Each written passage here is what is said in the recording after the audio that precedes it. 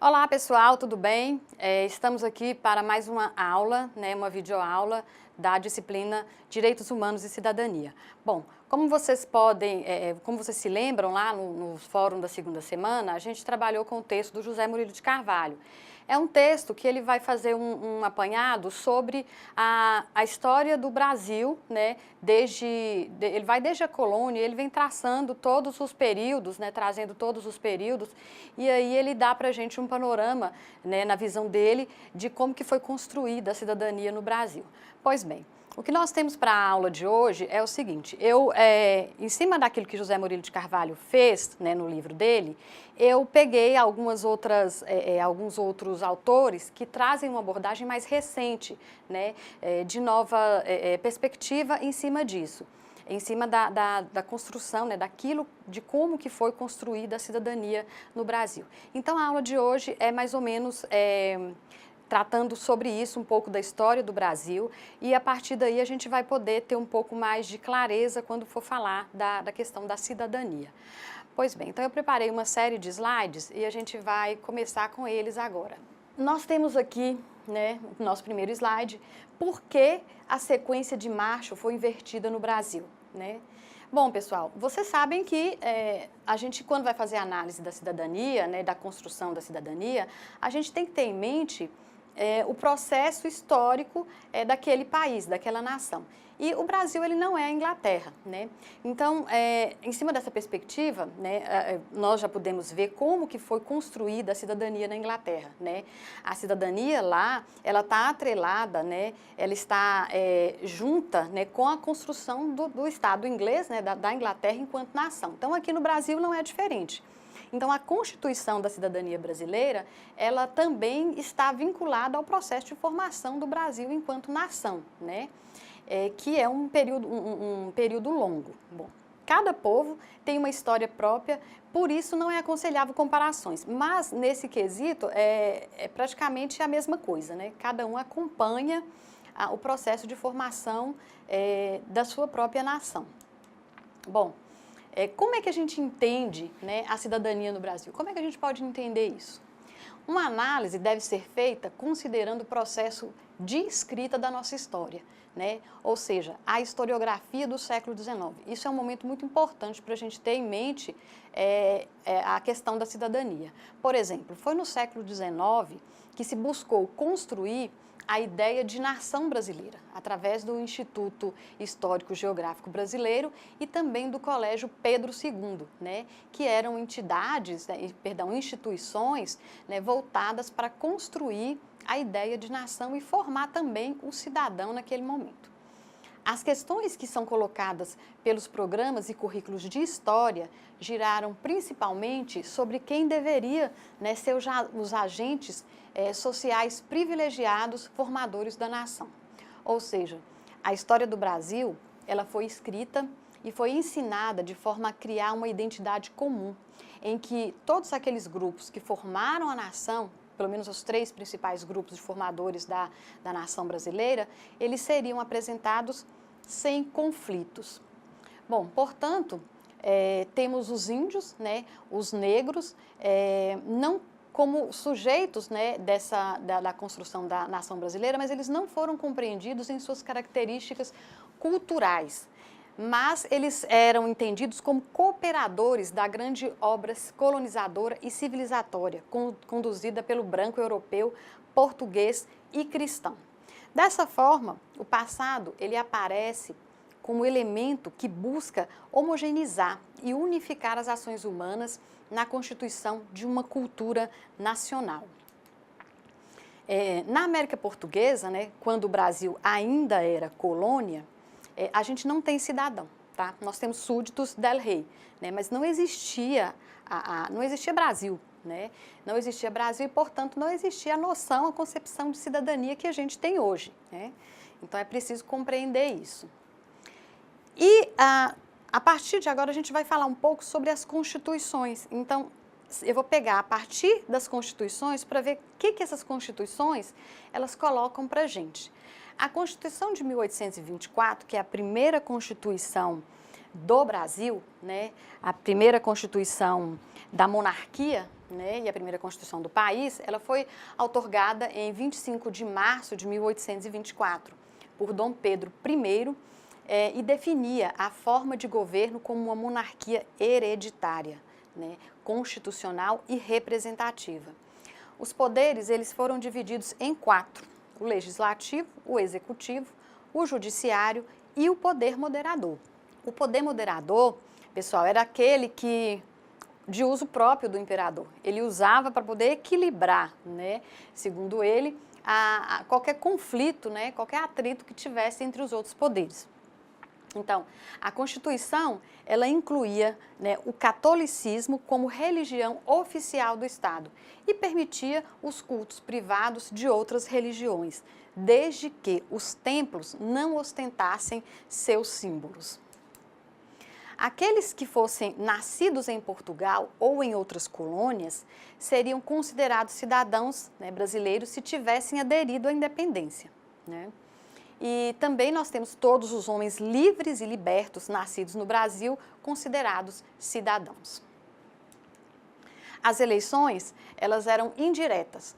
Havia a eleição primária, onde era escolhido um corpo eleitoral, né, que são os eleitores, e depois elegeria os deputados e senadores, né, esse corpo eleitoral. Das eleições primárias, estavam excluídos do direito de voto os criados de servir, né, os menores de 25 anos, a não ser os casados, os religiosos regulares, os criminosos e os que não tivessem renda mínima anual de 100 mil réis, tá? Nada muito diferente das constituições daquele período, né, da Europa, por exemplo. Nós temos eleições de segundo nível só para os que tivessem uma renda de 200 mil réis. Os libertos, eles não participavam da eleição de segundo nível. E o voto feminino não foi sequer mencionado. Outro fator aqui importante da Constituição de 1824 é que ela não mencionou de forma alguma os povos indígenas, né? Mesmo que anteriormente a gente já tinha algumas determinações, né, da coroa portuguesa com relação aos povos indígenas, mas a Constituição do Brasil, né, a primeira, ela não menciona os povos indígenas. Só podiam se candidatar, né, a partir da Constituição de 1824, para a Câmara de Deputados e Senado, homens católicos que tivessem renda entre 400 e 800 mil réis, respectivamente. Essa divisão, ela acabou por criar uma divisão entre os cidadãos, né? Daí surgiu aqueles cidadãos que participavam ativamente, né, e aquele cidadão que não participava, né? Era considerado cidadão passivo, né? E para votar não precisava ser alfabetizado, e a Constituição de 1824 ela manteve a escravidão, né? Bom, com relação à escravidão no Brasil, a gente tem um dado muito interessante. A lei de 1831, ela proibiu o comércio transatlântico de escravizados, né? Essa lei ela foi completamente ignorada, né, pela coroa, né? E o tráfico de escravo ele continuou até 1850, tá? Então nós temos aí desde 1550 até 1850, né, mais de 300 anos de tráfico transatlântico de escravos, né, de escravizados. E após 1831, nós temos mais de 750 mil negros africanos que entraram no Brasil, né, após essa lei. E eles entraram após a proibição legal do tráfico. Segundo a lei brasileira daquele momento, essas 750 mil pessoas eram livres, mas elas viraram escravos, tá? Por que essa questão é importante, pessoal? Bom, eles foram escravizados ilegalmente, foram sequestrados, né? Além disso, esses mais de 50 mil negros que aportaram no Brasil foram os responsáveis pela manutenção da unidade territorial, tá? Por quê? O imperador brasileiro, junto com as oligarquias, ele vai dar cobertura a essa prática ilegal, que foi o tráfico a partir de 1831 até 1850. Como que isso acontece? Ora, A coroa portuguesa, né, a coroa brasileira, que representava o país junto à diplomacia europeia, no caso a Inglaterra, era ela que representava. Portanto, havia um elo muito forte entre a coroa e as oligarquias, né, as oligarquias regionais. Alencastro vai dizer que o Brasil deu errado no século XIX porque os governantes e a elite do país tomaram um bonde errado em 1822 e o preço pago foi alto. O caminho errado foi ter continuado com a escravidão e com o tráfico de escravos. Esse tráfico só vai acabar de fato em 1850, com a Lei Eusébio de Queiroz. Bom, mas já existia a Lei de 1831. A gente pode se perguntar, será que a polícia ou o governo ficaram eficientes de um dia para o outro? Que em 1850 eles passaram a proibir de fato, a cumprir a lei? Não. Há, portanto, né, uma negociação, um período de negociação enorme, né, 20 anos, para que esse tráfico acabasse. A negociação envolve, né, entre outras coisas, a construção de estrada de ferro para os cafeicultores. É aquele toma lá da cá que a gente conhece, né? Durante muito tempo, os cafeicultores eles não conseguiam nem imaginar, né, o Brasil sem a mão de obra escrava, né? Então, nesse período aí há essa negociação, né? E porque a escravidão ela vai suprir a mão de obra desses cafeicultores, né? Então eles estão perdendo, né, essa reposição constante de escravos, né? E aí há esse acordo com o imperador. Pois bem, o preço pago, como já vimos, né, foi altíssimo. Mas quem de fato pagou a conta da unidade territorial foram as duas últimas gerações de negros e mulatos livres que foram ilegalmente escravizados, né, que eles perderam a sua liberdade. Alguns abolicionistas, como Rui Barbosa, Joaquim Nabuco, José do Patrocínio, Luiz Gama, eles acionaram a justiça e conseguiram libertar uns 500 indivíduos. Alencastro ele chama a atenção para a seguinte questão. Isso virou um tabu na história do Brasil e hoje pouca gente sabe que a escravidão ela não era somente imoral, né? Mas era também e sobretudo ilegal a partir de 1831. Ele vai apontar ainda que José do Patrocínio, em 1880, na Gazeta de Notícias do Rio de Janeiro, fez o cálculo do que o fazendeiro, a viúva e até o pedreiro que tinha escravo deviam para essa gente mantida ilegalmente em escravidão. O Brasil ele foi um dos primeiros, aqui na América do Sul, no continente americano, o país a solicitar, a reivindicar uma indenização, né? No Brasil, essa reivindicação de indenização é de 1880. Tá? E o Brasil ele sempre vai seguindo na contramão, né? Enquanto o mundo abandona a prática da tortura, o Brasil ia na contramão e determinava castigos corporais ao escravizado ao invés de prisão. Esse é um decreto é o Código Criminal de 1830, ele é revogado em 1886, 2 anos antes da abolição da escravidão. E por que era interessante? Por que aconteceu isso? Primeiramente porque o escravo que ficasse preso, né, ele era prejuízo para o seu senhor, né? Então, o escravo, se ele cometia algum delito, cometia algum crime, ele era açoitado, né? Ele era castigado e passava um tempo se recuperando, né? E depois ele voltava ao trabalho, né? Porque se ele fosse preso, era prejuízo financeiro para o seu dono. E para e passo com a escravidão, né, ali no século XIX, meados do século XIX, a gente tem já presente no Brasil a mão de obra imigrante, né? Acontece que os fazendeiros, né, aqueles que incentivaram a vinda de imigrantes para o Brasil em meados do século XIX, eles não se deram muito bem, né, com a mão de obra livre, né? Muitos desses imigrantes, eles se rebelaram, né, desistiram por conta dos maus tratos, né, que sofriam dos fazendeiros. Bom, nós temos lá no final do século XIX, né, antes da abolição acontecer, um movimento abolicionista que atuou fortemente, né? Nós tivemos uma importante liderança negra. Dentre eles temos Luiz Gama, André Rebouças, José do Patrocínio. Eles agiam nos tribunais e nos jornais. Alencastro ele vai ressaltar que muitos anônimos também participaram. sobretudo em movimentos organizados para dar fuga a escravos, por exemplo, né? Nós temos movimentos em São Paulo, nós temos movimento no Recife, né? Onde existiam grupos que davam apoio para os escravos. No Recife, por exemplo, havia um grupo que ajudava os escravos a fugirem para o Ceará, né?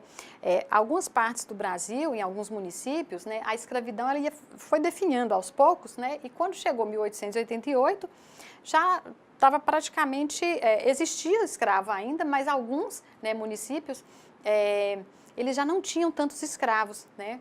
E outros, os escravocatas eram minoritários. Então isso permitia que grupos fugissem para lá, né, em busca de liberdade.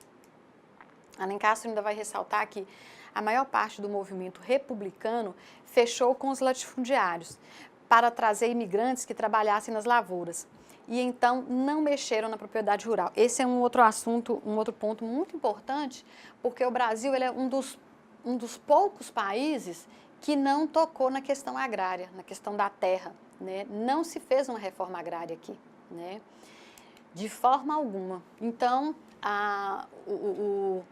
os escravos eles foram libertados, né, a partir da assinatura da Lei Áurea, né, mas não tiveram nenhuma inserção na sociedade, né. Ela aconteceu sem a inclusão dos negros, né, na sociedade.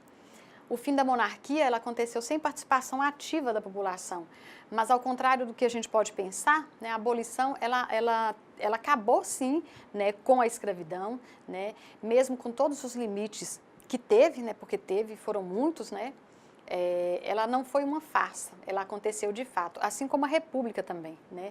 Foram movimentos que aconteceram, não contaram com a participação maciça da população, como aconteceu em outros países, né, aqui da América do Sul, mas ela pôs fim, né, a imoralidade que era uma pessoa ser detentora da outra, ter a posse da outra, né? Alencastro também vai dizer que a abolição não foi uma benevolência da princesa ou do governo. A monarquia já estava caindo. Fez uma última manobra e caiu definitivamente ao tentar captar a plataforma abolicionista para enfraquecer o movimento republicano.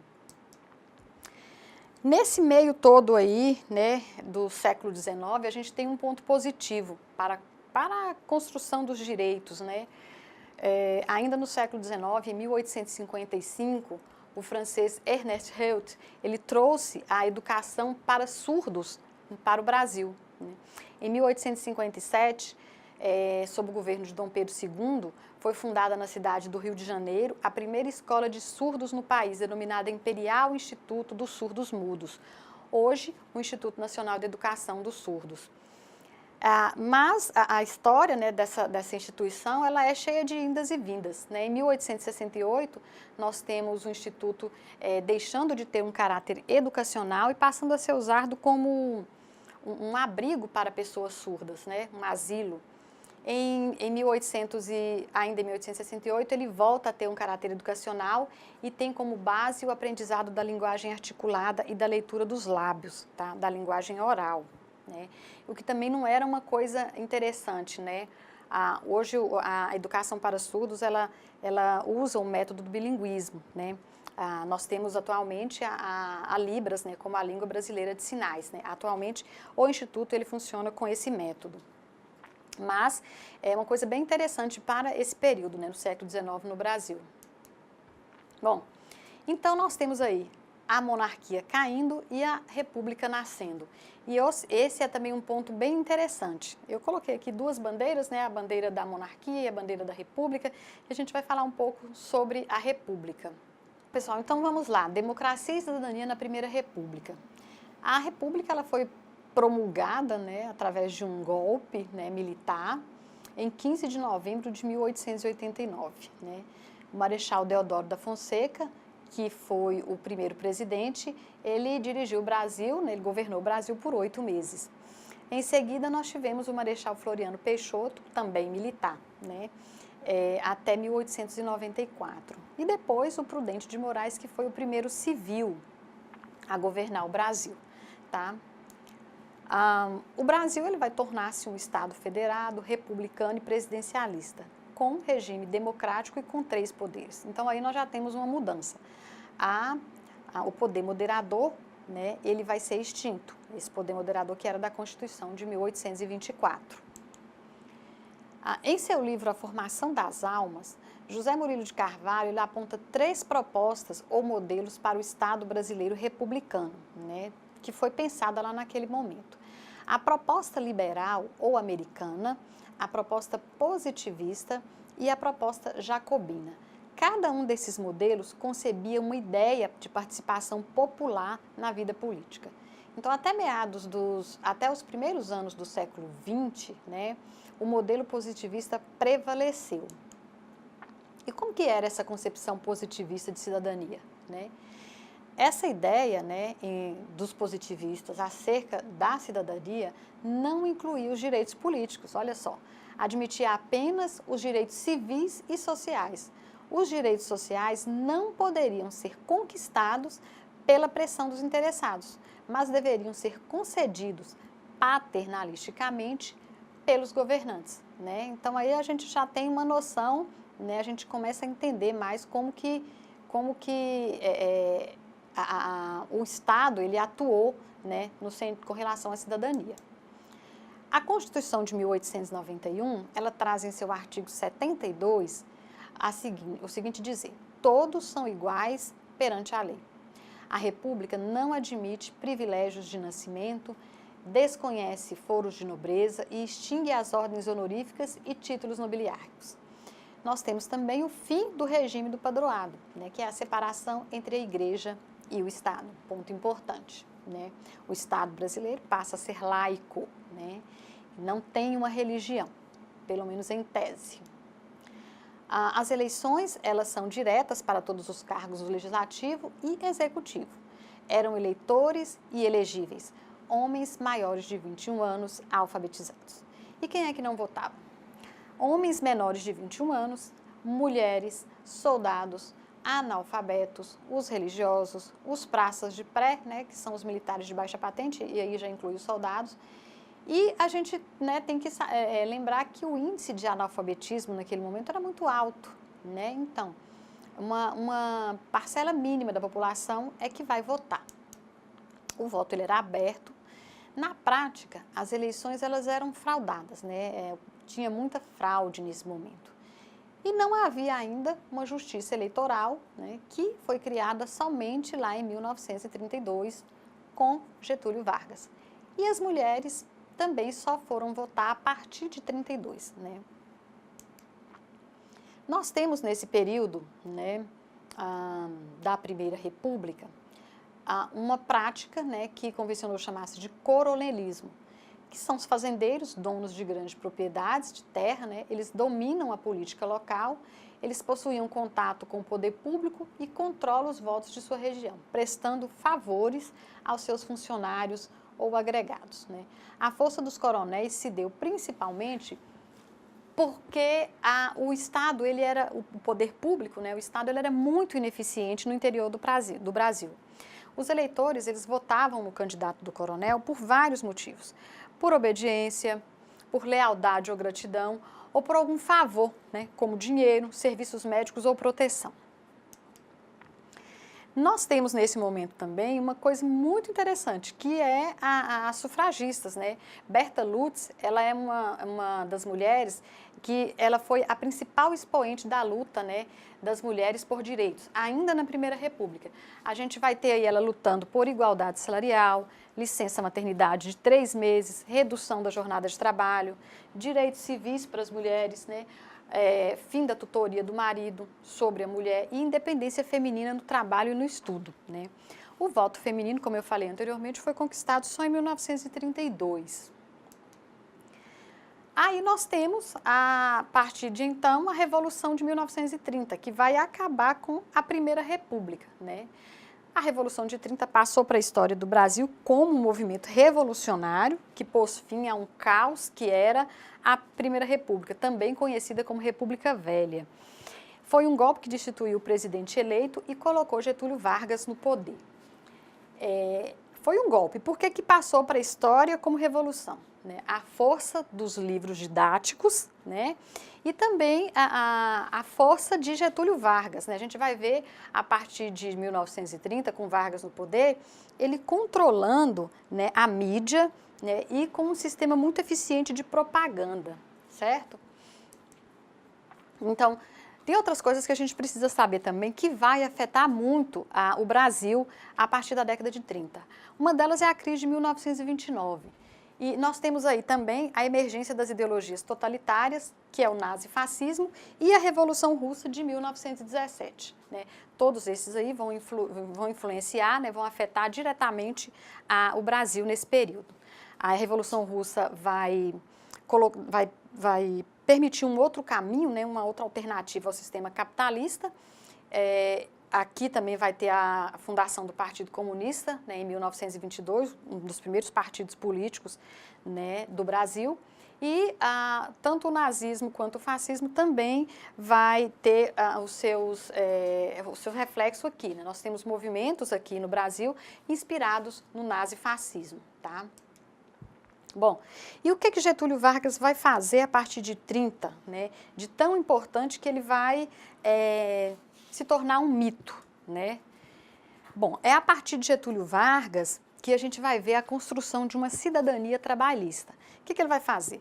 Ele vai criar o Ministério do Trabalho, Indústria e Comércio, ele vai criar a Lei de Nacionalização do Trabalho, vai efetivar uma série de medidas sociais.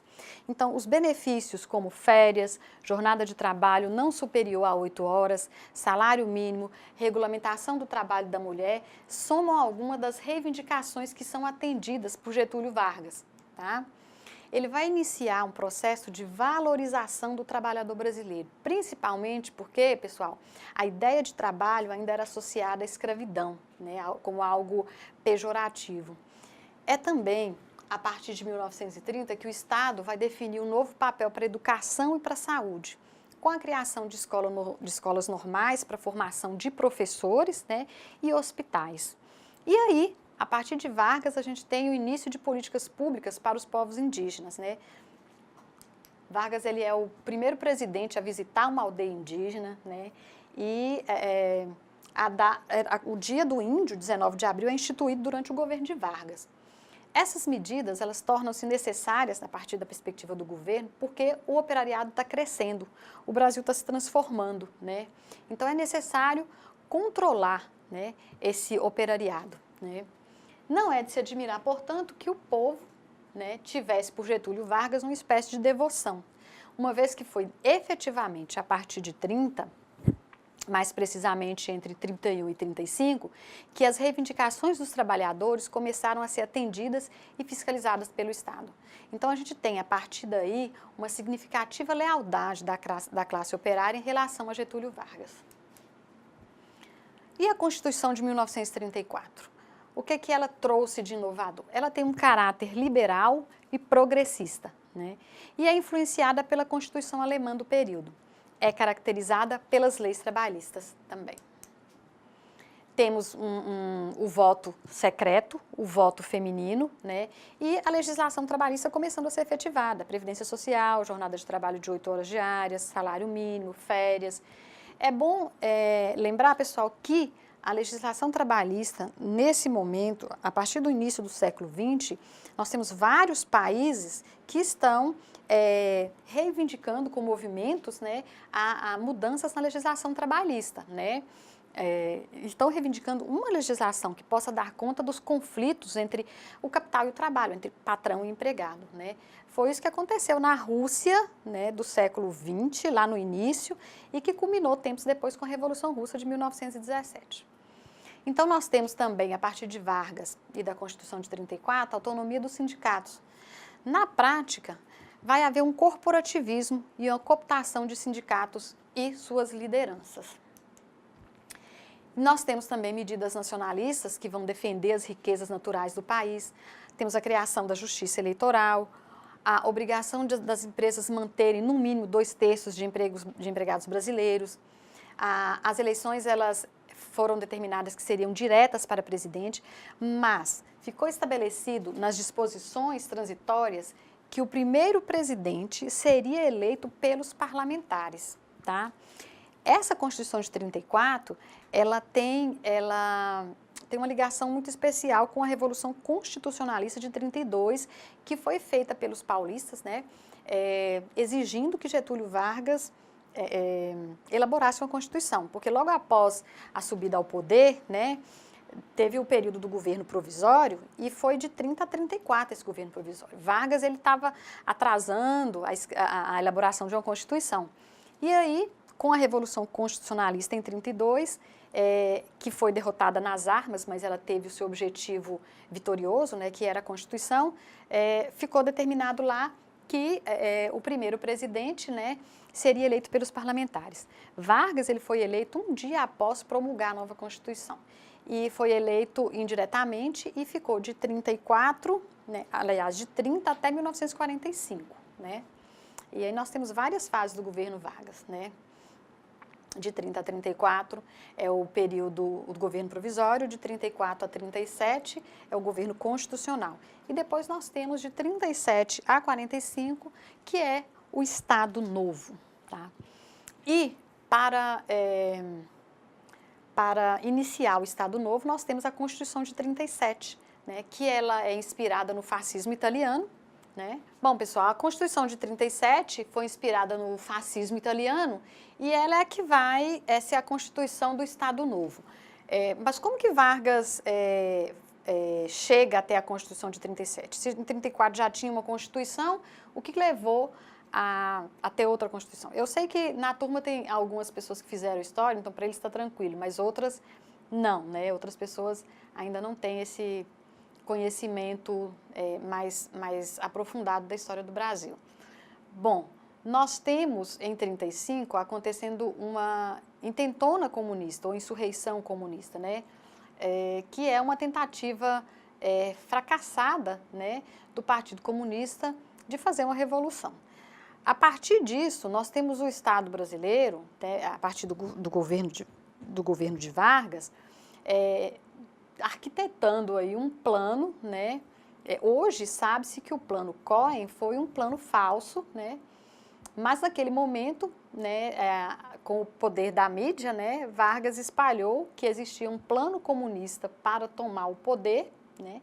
E daí ele conseguiu o apoio das elites, da burguesia, e já tinha o apoio da classe trabalhadora, né? E com isso ele consegue mais poder e fecha, né, o Congresso Nacional. Então ele vai fechar o poder legislativo nos 3 níveis: Congresso Nacional, Assembleias Estaduais e Câmaras Municipais.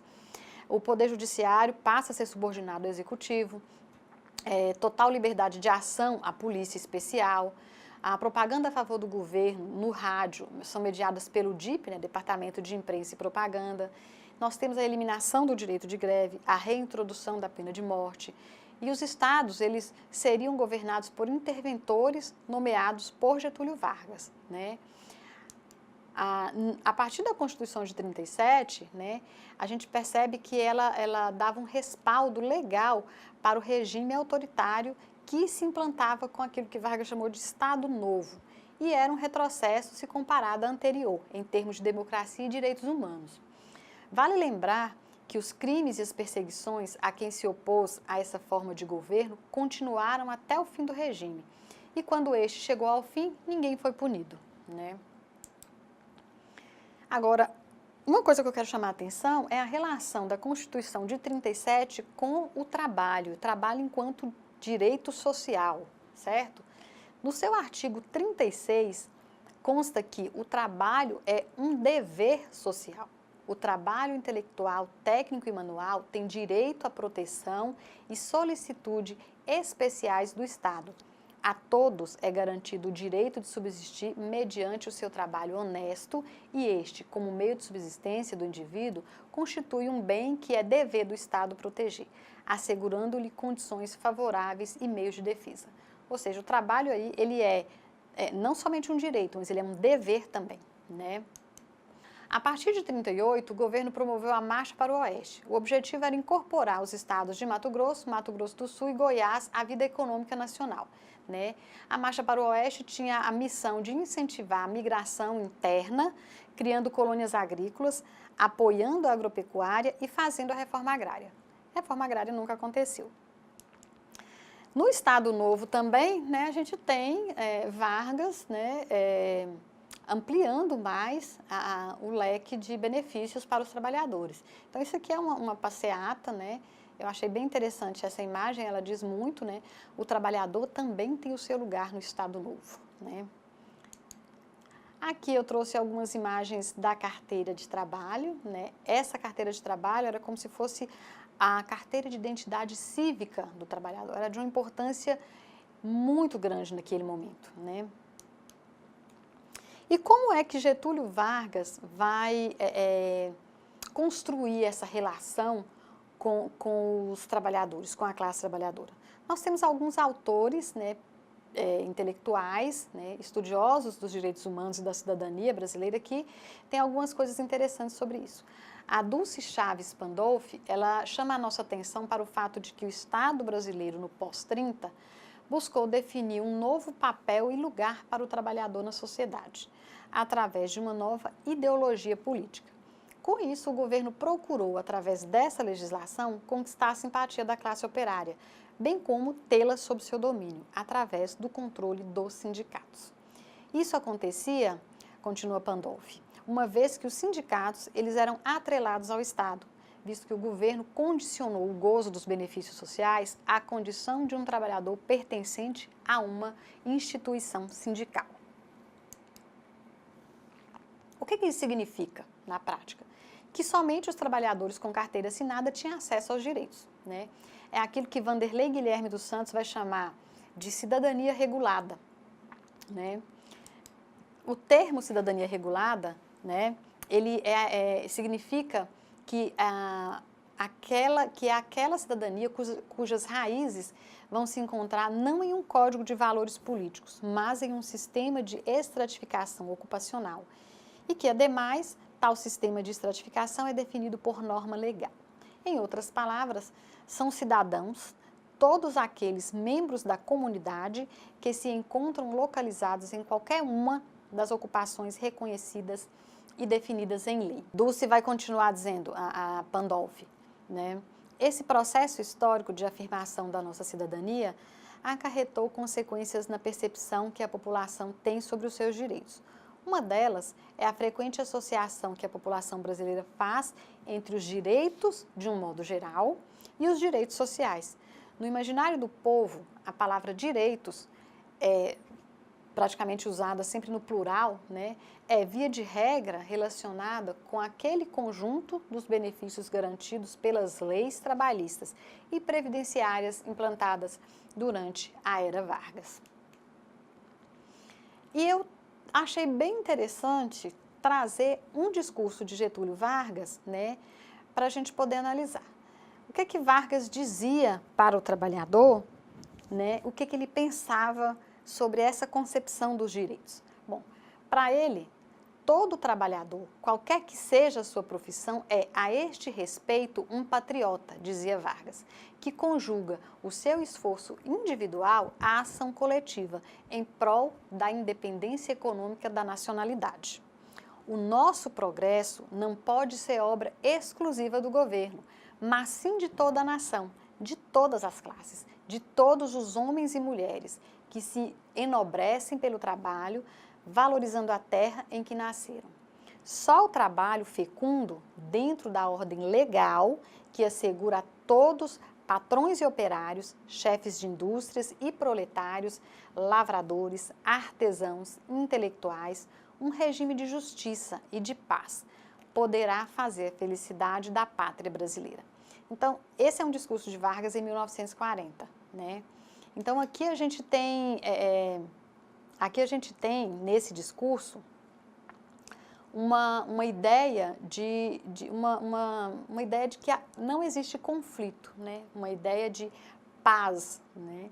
Negação do conflito existente entre patrões e operários, que era muito grande naquele momento, né?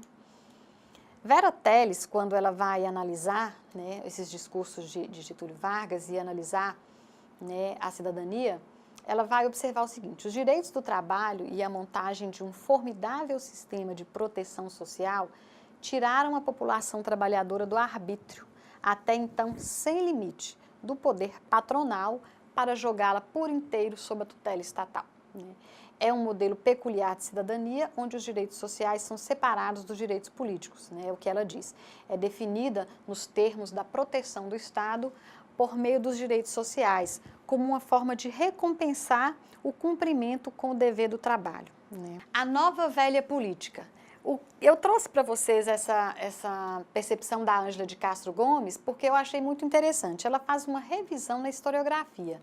O que significa isso? Significa que ela é uma pesquisadora, né, do período, né? Ela tem várias obras analisando a Primeira República, né, a cidadania, a formação da cidadania na Primeira República e principalmente a cidadania ligada a Getúlio Vargas, né? Então ela vai apontar para a gente a necessidade de novas pesquisas que abrangem o período de 1889 a 1930. Primeiramente por quê? O que ela observa é que o termo República Velha, ele foi cunhado principalmente por adeptos do movimento autoritário do Estado Novo. E ele tinha uma função. Qual que era essa função? Desqualificar a República, né, a Primeira República. Segundo Gomes, esse é um período rico e importante para a história do Brasil, principalmente porque devido ao debate de ideias que acontecia naquele momento e a experimentação de ações políticas e culturais no país, né? Então, ao contrário do que os ideólogos do Estado Novo diziam sobre a Primeira República, a ponto de cunhar o termo República Velha, né, como um elemento desmerecedor e desqualificador daquele período, ela vai dizer que não, que naquele momento, né, havia uma experimentação de ações políticas e de ideias, né, no país que são interessantes, né, principalmente para as noções de cidadania, né? Ela vai conceber o Estado Novo como sendo um evento que se articula com os eventos de 30, né? Então, o golpe de 30, a Revolução de 30, ela acontece, né, já tendo o Estado Novo como um desdobramento. Então, já se tinha em mente, né, essas transformações que aconteceram, né? E eu achei bem interessante porque isso é a forma de escrita da história, né? E a forma de escrita da história, ela influi muito na percepção que se tem, porque ela é disseminada, né, através, né, da academia, né, dos livros, né, principalmente dos livros didáticos. Bom, nós temos aqui Vanderlei Guilherme dos Santos apontando algumas coisas interessantes. Entre outras abordagens, ele vai mencionar os projetos de lei apresentados à Câmara dos Deputados, concernentes à promoção de uma legislação trabalhista nas primeiras 2 décadas do século XX. No entanto, estes projetos não obtiveram respaldo no governo. Então, mais uma pesquisa que mostra que, durante a Primeira República, os trabalhadores estavam, né, em constante ação, né? É muito importante a gente frisar que durante a Primeira República houve um empenho sistemático em prol da expansão dos direitos do trabalho. Mas o discurso proferido pelo governo, com vistas a legitimar um Estado autoritário, desconsiderou toda a luta daquele período. Toda a movimentação foi desconsiderada, porque a ideia de Vargas era de pacificar, era de que o Estado brasileiro que era um Estado bom, ele era um pai e, portanto, ele dava aos trabalhadores os direitos trabalhistas. Ele salientava ainda que no Brasil não aconteceu como em outros lugares da Europa, onde houve derramamento de sangue, né, para conseguir os direitos sociais, os direitos trabalhistas. Aqui, né, ele tinha dado para os trabalhadores esses direitos. Era essa a ideia que ele queria passar. E dessa forma, ele desconsidera a luta daquele período, né, de toda a Primeira República, né, que teve em prol dos direitos trabalhistas. E isso afeta muito a concepção que se tem de cidadania, né? Analisando a atuação dos trabalhadores até o ano de 30, é possível dizer que, em termos de direitos civis e políticos, eles não foram omissos, né? participaram utilizando os recursos de que dispunham através de suas associações de classe, de mobilizações contra a caristia, de greves, da organização de partidos políticos, né? A gente tem que lembrar que a vida real, ela acontece de um jeito, e quando o pesquisador ele vai analisar um período passado, ele tem em mente uma coisa, então aquilo que ele quer, né, não é aquilo que aconteceu. E a gente tem que ter o cuidado, principalmente aquelas pessoas que fazem pesquisa, para não confundir isso, né? Os trabalhadores, portanto, eles, né, dentro daquilo que foi possível, né, eles utilizaram-se, eles buscaram, né, os seus direitos, mas não é aquela participação idealizada, né? É a participação real, aquela que foi possível naquele momento. Bom, nós temos aqui a Constituição de 1946, né? Logo após o final da Segunda Guerra Mundial, o Estado Novo ele vai decair, vai acabar, e nós temos uma articulação em torno de uma nova Constituição, né? A Constituição de 46, ela é liberal e ela é condizente com o momento da abertura política. Ela tem 3 poderes, ela vai dar autonomia política e administrativa para os estados. Nós vamos ter o restabelecimento dos 3 poderes, como eu falei antes, né? O mandato presidencial vai ser de 5 anos. E o cenário aí é o pós-guerra, né? O pós-Segunda Guerra Mundial. E um alinhamento junto aos Estados Unidos. Nós temos ainda, nesse período, como um processo de construção da cidadania, a precariedade dos direitos civis, né? E aqui eu tenho uma sugestão de documentário, quem tiver oportunidade para ver depois, é O Menino 23. É um documentário que vai falar de uma fazenda que tinha em São Paulo, e os donos, os proprietários dessa fazenda, eles eram apoiadores, admiradores do nazifascismo, e eles recrutam, né, eles pegam meninos nos orfanatos do Rio de Janeiro, né, antes da Segunda Guerra, e levam esses meninos para essa fazenda no interior de São Paulo, e lá eles mantêm esses meninos em cárcere privado, né? Esses meninos trabalham nas fazendas, na fazenda especificamente, e eles são nomeados, né? Por número, né? O documentário é sobre o 23, e ele vai contar um pouco de como que era, né? Do que eles faziam, quem conseguiu fugir, quem não conseguiu fugir. Acabou a Segunda Guerra, chegaram os patrões, né, os donos deles, chegaram para eles e falaram: vocês estão livres, podem ir embora, né? E aí eles, né, uns ficaram perdidos, outros morreram, né? É um documentário bem interessante para ver como que aconteceu questões referentes à privação de liberdade já no século XX, né? Ainda no século XX. Com relação à Constituição de 46, a gente ainda tem o poder executivo exercido pelo presidente da República, eleito pelo povo para um mandato de 5 anos, os 3 poderes funcionando: executivo, legislativo e judiciário, né? E, como eu já falei, autonomia para os estados, tá? Nós temos uma experiência democrática que vai se fortalecer a partir de 46, e a gente vai ter o avanço dos direitos políticos, né? A gente vai ter eleições presidenciais, eleições para governadores, para prefeitos, deputados federais e estaduais. Os partidos políticos, eles vão se tornar partidos nacionais, com programas definidos, né? Mas há também aqui a restrição com relação aos direitos políticos, né? Analfabetos ainda não votavam, e o Partido Comunista foi cassado, né? Não há, é proibido de existir, ele passa a atuar na ilegalidade, né? Com relação aos direitos civis, nós temos avanços importantes, nós temos a liberdade de imprensa, religiosa, liberdade de organização, livre expressão de pensamento e opinião. Para a população pobre e a classe trabalhadora, os direitos civis continuaram precários em muitos aspectos, né? Como a justiça, acesso à justiça era caro e lento, né? E a discriminação contra negros e mulheres, né, continuava, né? Bom, A construção da cidadania brasileira, ela tem, como apontado por José Murilo de Carvalho, direitos sociais conquistados, né, na década de 30, direitos políticos a partir de 1946 e os direitos civis ainda em construção, né?